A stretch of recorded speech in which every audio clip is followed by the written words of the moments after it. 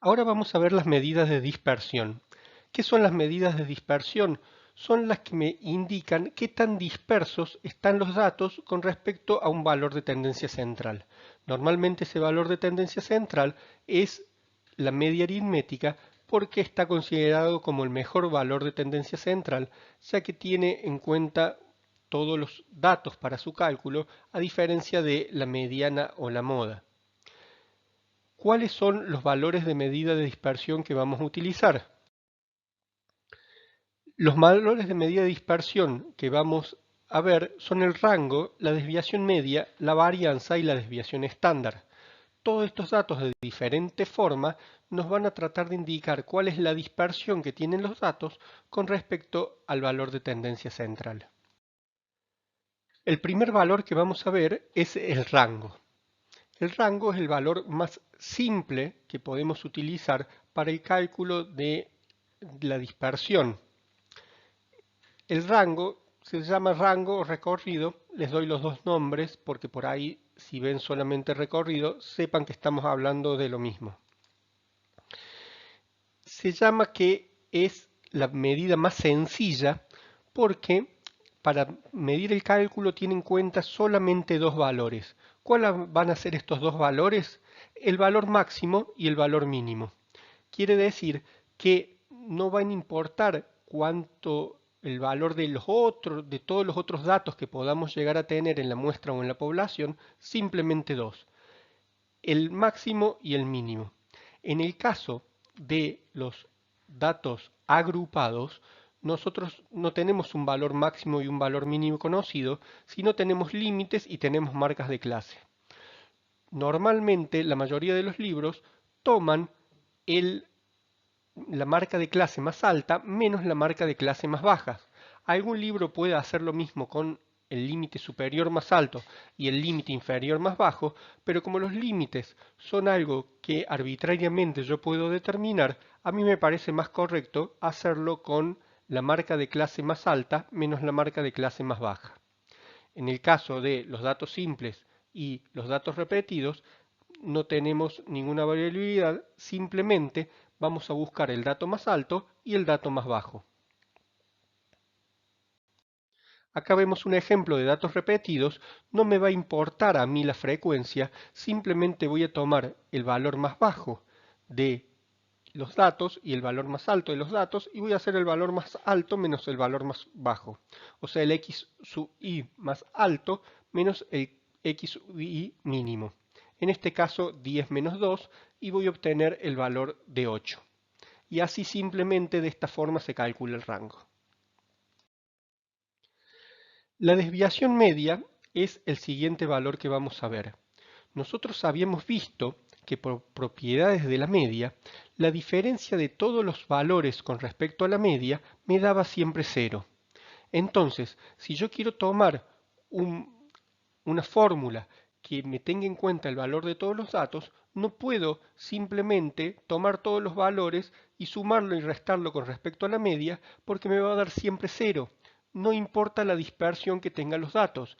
Datos muy dispersos o poco dispersos, siempre si los sumo y los resto a la media según si están por encima o por debajo, el valor que voy a obtener es cero.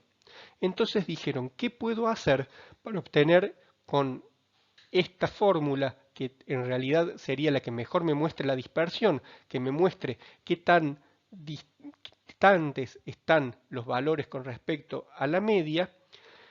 ¿Qué puedo hacer con esta fórmula? Y dijeron, ¿qué vamos a hacer? Vamos a tomar valores absolutos. Entonces, si yo no puedo sumar las desviaciones de los valores con respecto a la media porque me da cero, lo que voy a hacer es sumar las desviaciones en valores absolutos de cada uno de los valores de la variable con respecto a la media. Entonces, ¿qué es lo que voy a hacer?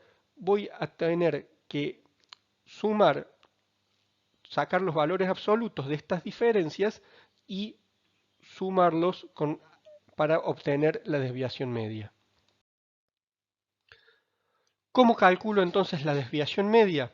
Si tengo datos simples, lo único que voy a hacer es las diferencias de los x sub i menos la media, ponerlas en una sumatoria y dividirlas por la cantidad de datos. Y de esa forma voy a obtener la desviación media.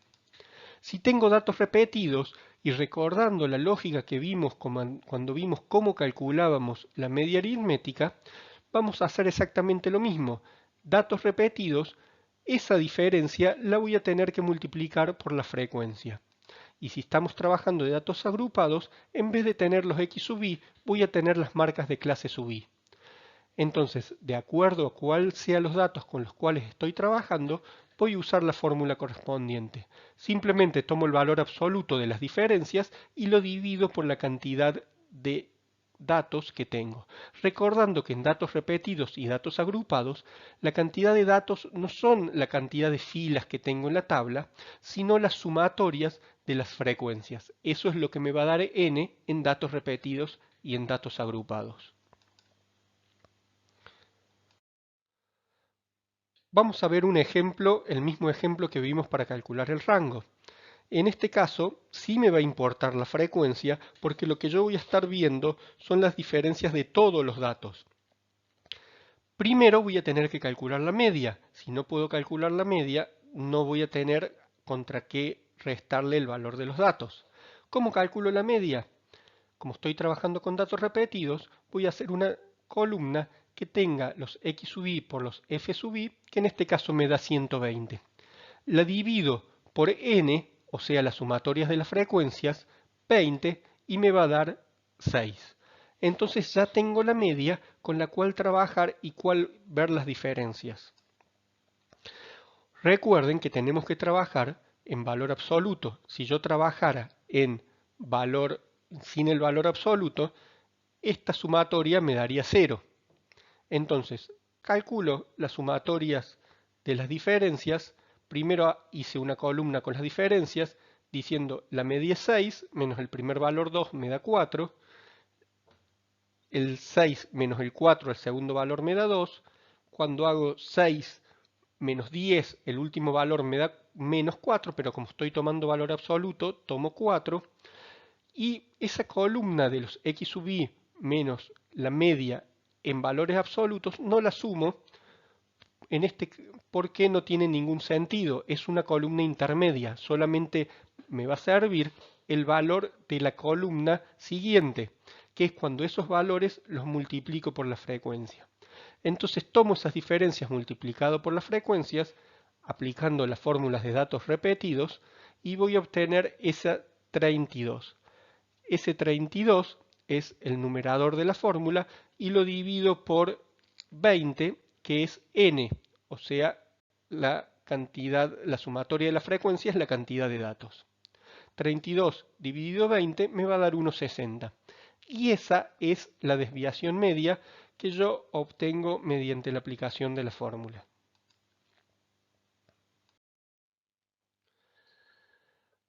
Ahora, el tema de los cálculos con valor absoluto es bastante complejo. Entonces dijeron, ¿cuál puede ser otra forma que no tenga valor absoluto para poder trabajar y que no tenga el problema de que me dé 0 cuando yo haga la sumatoria?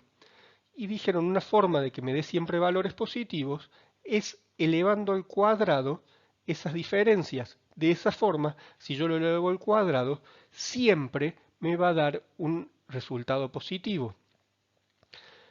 La varianza se va a denominar S cuadrado cuando es una muestra y sigma cuadrado cuando es una población. También es muy importante, nosotros vamos a seguir trabajando con la varianza, que entienda la diferencia entre S cuadrado y sigma cuadrado. Normalmente S cuadrado se calcula y sigma cuadrado se estima, por eso cuando veamos las fórmulas normalmente le ponemos S cuadrado. ¿Qué es la varianza?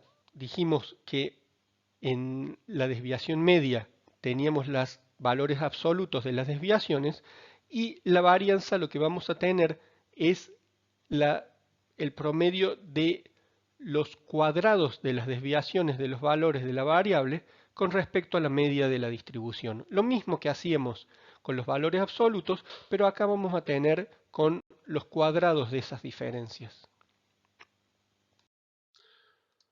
¿Cómo calculo la varianza? Si tengo datos simples, lo que voy a hacer es lo mismo que había hecho con los valores absolutos. O sea, en vez de tener valores absolutos, voy a tener esas diferencias, las voy a elevar al cuadrado y eso voy a obtener. Algo muy importante para determinar por qué acá pongo n-1 y no n. Nosotros, por la definición, teníamos que es el promedio y para el promedio se divide según la cantidad de datos, no según la cantidad de datos menos 1. La varianza con el denominador n existe. Digamos que existen dos varianzas, la varianza con el denominador n y la varianza con el denominador n-1. ¿Podría usar cualquiera de las dos si estoy hablando de varianza? Sí. Es más, normalmente antes las diferenciaba. En esta parte daba la varianza con n y más adelante les daba la varianza con n-1. ¿Por qué más adelante les daba la varianza con n-1? Porque la varianza con n-1 es una varianza insesgable. Ya vamos a ver qué significa eso más adelante, pero después para poder hacer estimación de varianza más adelante me sirve únicamente la varianza con n-1. Con el fin de no trabajar con dos varianzas distintas en este curso, es que desde ahora vamos a trabajar la varianza con n-1. Si yo pongo, por ejemplo, en el Excel que me calcule la varianza, me calcula la varianza directamente con n-1. Esta varianza es la más usada para el cálculo. Obviamente se calcula únicamente cuando estamos trabajando con muestras. Si estaría trabajando con una población, usaría directamente con n. Pero como la varianza que se usa para estimar es la varianza con n-1, desde ahora y en más vamos a trabajar únicamente con esta varianza con el fin de que no se confundan con la existencia de dos varianzas. Entonces, esa es la razón por la cual nosotros vamos a trabajar con la varianza de n-1. Si nosotros trabajamos con datos repetidos, sigue la misma lógica, la misma fórmula, lo único que vamos a hacer va a ser multiplicarla por la frecuencia. Y si trabajamos con datos agrupados, en vez del x sub i va a estar la marca de clase sub i. Y de esta forma nosotros calculamos la varianza. Existen unas fórmulas abreviadas que están en varios libros que yo no se las doy simplemente porque por alguna razón se confunden más fácilmente en el cálculo. Y esta fórmula lo único que tienen que hacer es una columna y en base a esa columna poder hacer el cálculo. Las fórmulas abreviadas también tienen que hacer columnas y muchas veces los lleva a la confusión. Por eso uso yo esta fórmula que es la que me parece que es más fácil de entender, que es la fórmula que sale de la misma definición y que no tiene en realidad no es mucho más largo el cálculo que si utilizan unas fórmulas abreviadas. Si a ustedes les resultan cómodas las fórmulas abreviadas, las pueden aplicar, pero normalmente los lleva muchas veces a confundirse en los resultados. Vamos a ver un ejemplo de la varianza. Estamos con el mismo ejemplo que vimos anteriormente y vamos a ver ahora qué tendríamos que hacer. Lo mismo que teníamos para los valores absolutos, ahora lo vamos a hacer para los valores cuadrados. Entonces, vamos a calcular la diferencia elevada al cuadrado y a eso lo vamos a multiplicar por la frecuencia de cada uno de los datos. Y vamos a obtener en este caso 96. Obviamente esta columna intermedia no la sumamos porque su valor no nos significa absolutamente nada. Entonces tenemos 96 dividido, en este caso como la varianza con n-1, dividido 9 me va a dar 5,0526. Y esa es la forma en que vamos a calcular la varianza. ¿Qué propiedades tiene la varianza? La varianza es siempre una cantidad no negativa. Si nosotros partimos de que elevamos al cuadrado los valores para su cálculo, no hay forma de que la varianza me dé un valor negativo, siempre va a ser un valor igual o mayor que 0.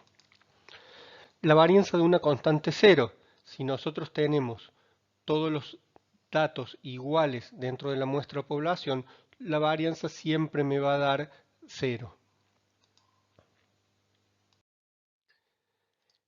¿Qué otras propiedades tenemos de la varianza? La varianza del producto de una constante por una variable es igual al cuadrado de la constante por la varianza de la variable.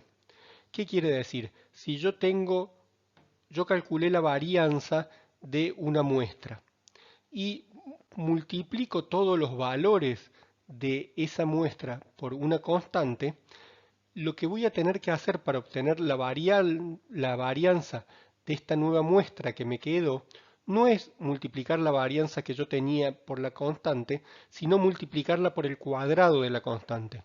Si yo tengo una serie de datos y las multiplico, por ejemplo, por 10, porque cambié la unidad de medida, si yo quiero obtener la nueva varianza, no la voy a tener que multiplicar la varianza anterior por 10, sino que la voy a tener que multiplicar por 100. Otra propiedad es que la varianza de la suma de una variable más una constante es igual a la varianza de la variable.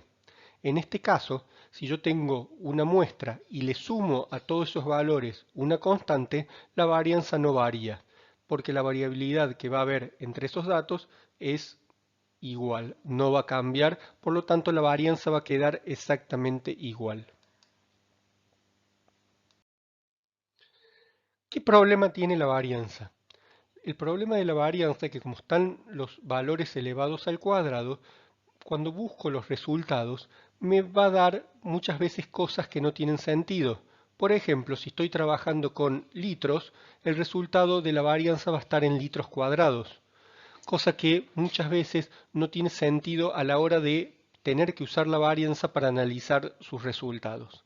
Entonces dijeron, bueno, si ese es el problema, lo único que tenemos que hacer es sacarle la raíz cuadrada a la varianza, y lo que nosotros vamos a obtener es la desviación estándar. La desviación estándar la denominamos con S cuando es una muestra y sigma cuando es una población. También se llama la desviación estándar desviación típica, pero no se confundan con la desviación media, que es otra cosa que ya vimos y que tiene un cálculo totalmente distinto. La desviación típica o estándar es la raíz cuadrada con signo positivo de la varianza. Es importante decir que es la parte con signo positivo porque siempre la desviación estándar va a ser positiva. ¿Cómo la calculamos? Muy simple. Simplemente calculamos la varianza de la forma que vimos antes y le sacamos la raíz cuadrada. Sea para datos simples, para datos repetidos o para datos agrupados, vamos a tener esa manera del cálculo. Si nosotros vemos cómo quedaría la fórmula, es la misma fórmula que vimos para la varianza, simplemente que le agregamos una raíz cuadrada. Entonces, ¿cómo calculamos la desviación estándar? Si tenemos la varianza, le sacamos la raíz cuadrada. Si no tenemos la varianza, lo que tenemos que hacer es la misma fórmula de la varianza, la ponemos adentro de una raíz cuadrada y nos vamos a encontrar cómo calculamos la desviación estándar. Lo mismo va para las fórmulas abreviadas.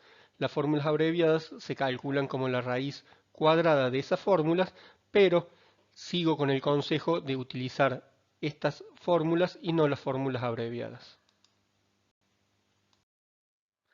Un ejemplo, si nosotros tenemos la varianza 5,5, lo único que vamos a hacer para la desviación estándar es sacar raíz cuadrada y vamos a obtener 2,2478. Si ya tenemos calculada la varianza, el cálculo de la desviación estándar es extremadamente simple. Vamos a ver las propiedades de la desviación estándar. La desviación típica es siempre un valor no negativo. Si nosotros dijimos que se calculaba como el valor positivo de la raíz cuadrada de la varianza, obviamente que nunca va a ser negativo. Siempre va a ser mayor o igual que 0, porque si la varianza es 0, obviamente la desviación estándar va a ser 0. ¿Cuándo va a ser 0? Cuando estemos hablando de la desviación típica de una constante. Si la varianza era 0, obviamente la desviación estándar también va a ser 0.